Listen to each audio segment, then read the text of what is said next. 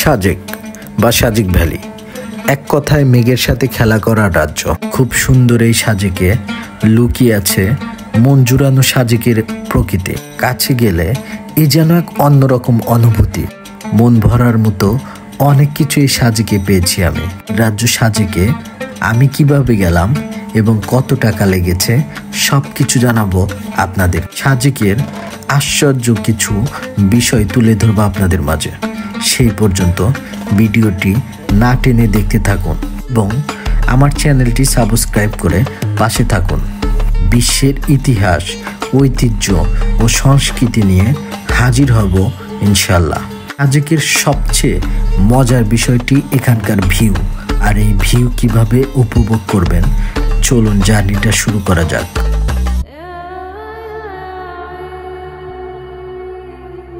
প্রথমে চলে গেলাম ঢাকা আরামবাগ কাউন্টারে।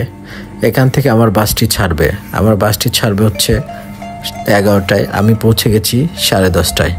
ইম্পেরিয়াল এক্সপ্রেস, আমি অনলাইনে টিকিট করেছিলাম স্লিপার কোচ, 1600 টাকা। আমি অপেক্ষা করছি বাসটির জন্য। কিছুক্ষণের মধ্যেই দেখি বাসটি চলে আসছে। এখন আমি বাসটিতে গিয়ে উঠব। বাসের মধ্যে উঠেই দেখি লাক্সারিয়াস বাসের যা ভিউ, ভেতরে যা লাইটিং, বেডগুলো অনেক সুন্দর। খুব অবাক হয়ে গেলাম। আমি গিয়ে আমার বেড দেখতে পাই, তারপর আমি আমার বেডে গিয়ে উঠি। এটা আমার বেড। আমার বেডে আমি এখন বসবো। আপনাদের একটু বেডটা দেখাই।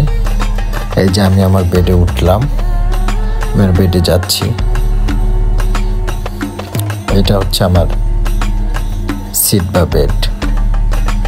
ভালোই লাক্সারিয়াস, ভালো লাগার মতো ছিল বাসটি। ইম্পেরিয়াল এক্সপ্রেসের বাসগুলো আসলেই ভালো। ঘুমন্ত অবস্থায় ডাক পড়ে যায় বিরতির, 20 মিনিট, নেমে যাই। এই হোটেলের খিচুড়িটা অনেক মজা লাগে। এর আগেও গিয়েছিলাম আমি, তো খিচুড়ি খেয়ে নিলাম। খিচুড়িটা আপনারা যখন যাবেন তখন খিচুড়ি খাবেন। এখানকার খিচুড়িটাই সবচেয়ে বেশি মজার বা ভালো লাগার মতো বিষয়, অনেক মজা। বাসটি আবার ছাড়লো। একদিকে গুড়ি গুড়ি বৃষ্টি, খুবই রোমান্টিক মুহূর্ত মনে হচ্ছে, ভালো লাগার মতো। চারপাশে বৃষ্টি হচ্ছে, বাসের ভিতর থেকে জানলা দিয়ে বৃষ্টি দেখা এক অন্যরকম অনুভূতি। ভোর 6টার ঘুম কি আর ভাঙে? ডেকে ডেকে বের করে দিল বাস থেকে। খুব খারাপ লাগার বিষয়। বের না হতেই দেখি এক মামা সিএনজিওয়ালা পিছু লেগে যায়। মামা কোনোভাবেই পিছু ছাড়লো না। নাস্তা করলাম, মামা দাঁড়িয়ে আছে। ওয়াশরুমে যাচ্ছি, মামা দাঁড়িয়ে আছে। মামা আর পিছু ছাড়তেছে না। কি আর করলাম, ওই মামার গাড়িতেই যেতে হলো।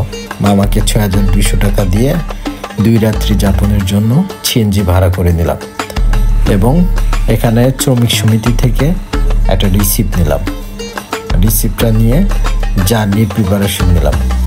এখান থেকে আমাদের সাজেক যাওয়ার শুরু।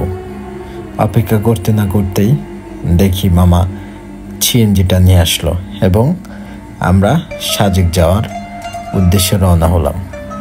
এভাবেই সাজেক যাচ্ছি। আপনারা শেয়ারেও চাঁদের গাড়িতে, মাহিন্দ্রাতে, সিএনজিতে যাইতে পারেন। এই ক্ষেত্রে আপনাদের কস্ট কম পড়বে, কারণ সবাই মিলে গেলে ভাড়া কম লাগে। বাইকেও যেতে পারেন সাজেক। এটা হচ্ছে চেকপোস্ট। এখানে এসে মূলত সব গাড়িগুলো থামে। এখানে আর্মি বা সেনাবাহিনী চেক করে সব ঠিকঠাক আছে কিনা, দেন এখান থেকে গাড়িগুলো ছাড়ে। আমরা এখানে এসে অপেক্ষা করছি চেকপোস্টে। এখানে মূলত 10:30টার আগে ছাড়ে না। 10:30টার মধ্যে এখানে যতগুলো গাড়ি আসে সবগুলো গাড়ি এখানে এইভাবে থাকে। তারপর এখান থেকে 10:30 বাজে চেকিং শেষ হয়। একটা করে গাড়ি এখান থেকে সেনাবাহিনী ছাড়ে। এখান থেকেই জার্নিটা আবার শুরু হয়। মেঘপল্লী রিসোর্ট, এক কথায় অসাধারণ। মেঘপল্লী মানে অন্যরকম জিনিস। যদি ভিউ দেখতে চান তাহলে এই মাটির ঘর মেঘপল্লীতে আসবেন। এখানে এসে আপনার খুব কাছ থেকে মেঘ দেখতে পাবেন।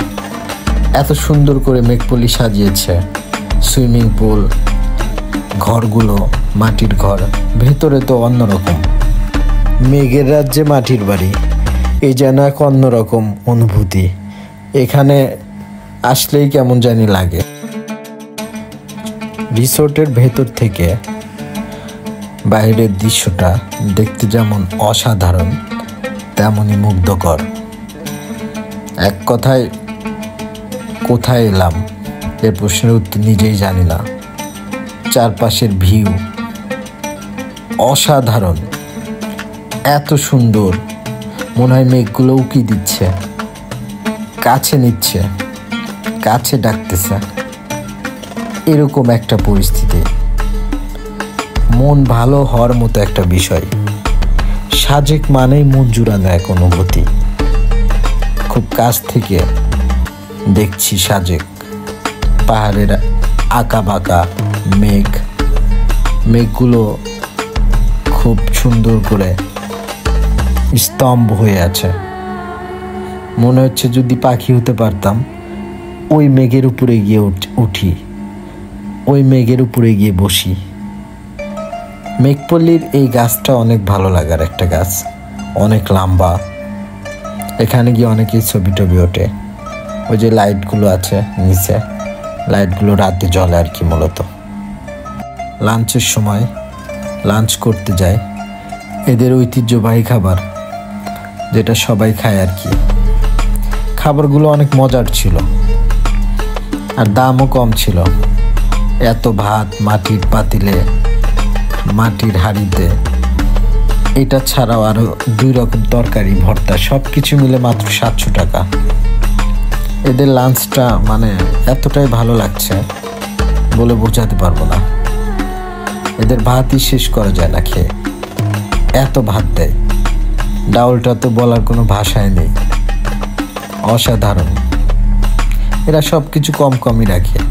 পানির দাম বাইরে যেমন, এখানেও তেমন। কংলাক পাহাড় সাজেকের সবচেয়ে উঁচু পাহাড়। এটি 1800 ফুট উচ্চতায় অবস্থিত।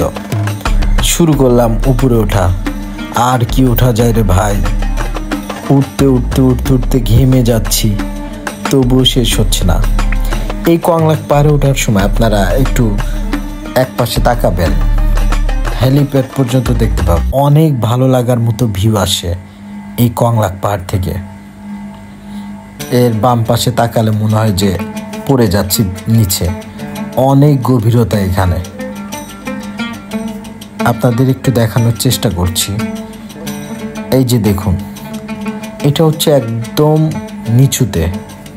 আমরা মাত্র সবে অর্ধেক রাস্তায় উপরে উঠছি, আরও অনেক উঁচুতে আমাদের উঠতে হবে। এই রিসোর্টগুলো অনেক সুন্দর লাগছে এখান থেকে দেখতে। চারিপাশে এত সুন্দর, যা বলার কোনো ভাষা নেই। মন ভালো করার মতো একটা জায়গা। শুধু মন চায় এখানে বসে গিটারে গান বাজাই আর গান শুনি।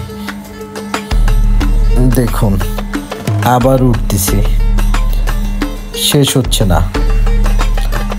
অনেক উঁচুতে এই কংলাক পাহাড়। উঠতে উঠতে হয়রান হয়ে গেলাম। অবশেষে আমরা চলে আসছি, এই তো কাছাকাছি। আর একটু পরে আমরা উপরে উঠে যাব। এখানকার সবচেয়ে ভালো লাগার বিষয় হচ্ছে বাতাস। এত সুন্দর বাতাস, রোদকে হার মানিয়ে দিয়েছে, শরীরকে একদম ঠান্ডা করে দেয়। একদম উচ্চতায় আমরা এখনো যাইনি, আরও আমাদের পৌঁছাতে হবে। আমরা সবে মাত্র উপরের সীমানায় পৌঁছে গেছি। এখানে আচ্ছা, আমাকে একটু শিখাও, ত্রিপুরা ভাষা শিখাও। আপনি যেটা বলেন এটা বলবেন। বলো যে আমি তোমাকে ভালোবাসি। আঙ্গনে হাজাগো। আঙ্গনে হাজাগো। আর তুমি কেমন আছো, এটা কেমন, কি বলো তুমি কেমন? আপনি কি বাংলাদেশী তো না? তোমার নাম কি? তোমার নাম কি? তোমার নাম কি? হ্যাঁ, এটা কি বলো? নিনি বুমা। নিনি বুমুং তামা। নিনি বুমুং তামা। নিনি বুমুং। ওই তুই না খেলাম না পড়িস বা। তোমাদের কার কি নাম? তোমার কি নাম? রাত। তোমার নাম কি ডিম নাকি? আমার নাম ডিম। ডিম ডিম। রাত ডিম। ও ডিম ডিম ডিম। না ওর নাম হচ্ছে রাজ না রাজ। রাজ রাজ। রাজ তো ইয়াই নাম আমাদের বাঙালি নাম রাজ। ওই বিনুমসি। তোমার নাম কি? আমার নাম জসিম। জসিম। আচ্ছা নামগুলো তো সুন্দর আছে। এর নাম হচ্ছে হ্যাঁ চিকু। হ্যাঁ তুমি ঘোরো পা ওইদিকে ঘোরো না ঘোরো। কামটা আসো। তোমার নাম কি? চিঙ্কু মস্কো। চিঙ্গু মাস্তান। না ওর নাম চিঙ্কু ত্রিপুরা। ও ত্রিপুরা। তোমরা কি? ত্রিপুরা বলছি না আপনাকে। ও আচ্ছা সব ত্রিপুরা। আচ্ছা তোমার নাম কি বললা? চিঙ্গু। চিঙ্কু চিঙ্কু। চিঙ্গু মাস্তান। আচ্ছা আচ্ছা বুঝতে পারছি। উনি তোমরা ওরে কি ইশারা। তোমরা কি পাহাড়ের উপরেই থাকো? হ্যাঁ? তোমরা এই পাহাড়ের উপরেই থাকো? নিচে নামো না? নিচে তো নামি। না নেমে উঠতে পারো? পারি তো। কি বলো আমরা তো উঠতে গিয়ে একদম মনে আমরা হয়। যে লেখাপড়া করি ওই সাজে গেছি না এখান থেকে হাঁটাচলা করতে হবে। ও আচ্ছা এখান থেকে নিচে যায় ওই সাজেক যাও হ্যাঁ মানে ওখানে স্কুল। তোমাদের অনেক কষ্ট হয়। কি দিছেন এটার মধ্যে? পেঁপে কলা আচ্ছা দুধ চিনি আচ্ছা আচ্ছা।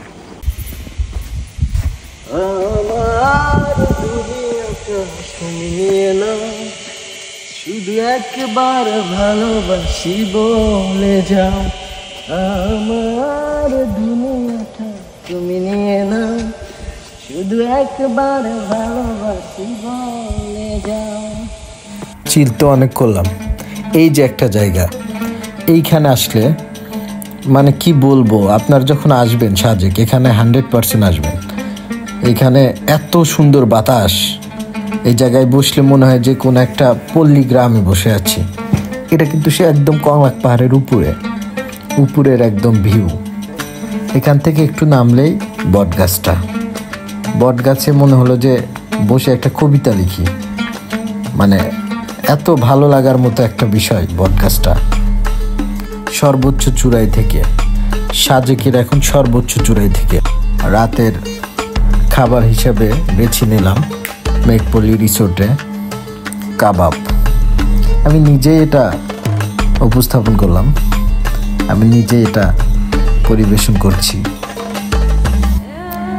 ভালোই এখানকার মানুষেরা, এখানকার কালচার, এখানকার ইতিহাস সব কিছু মিলেই সবাই অনেকটাই সহৃদয়, মমতাময়ী, ভালোবাসায় মানে একজন আরেকজনকে আবদ্ধ করে রেখেছে, হেল্প করে। এরা নতুন উদ্বোধন করেছে তাই একটু প্রচার করে দিলাম।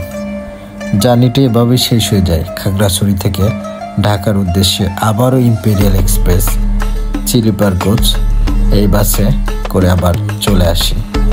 এভাবে জার্নিটা শেষ হয়ে যায়। পরবর্তী আর একটা ভিডিও আসতেছে, আপনার সাথে থাকুন। ভালো করার চেষ্টা করছি, আপনাদের ভালো লাগার মতো বিনোদন দেওয়ার চেষ্টা করছি। ইনশাল্লাহ সাথেই থাকবেন। আসসালামু আলাইকুম। আর একটা কথা, আমার চ্যানেলটিতে আগে কার্টুন অ্যানিমেশন করা ছিল, ভালো মতো ভিউ পাচ্ছিলাম না আর কি। সেজন্য আমি চ্যানেলটি ক্যাটাগরি চেঞ্জ করে এখন ব্লগ করব। আর তাছাড়া আমিও অনেক ঘুরতে ভালোবাসি। আপনারা চ্যানেলের সাথে থাকবেন।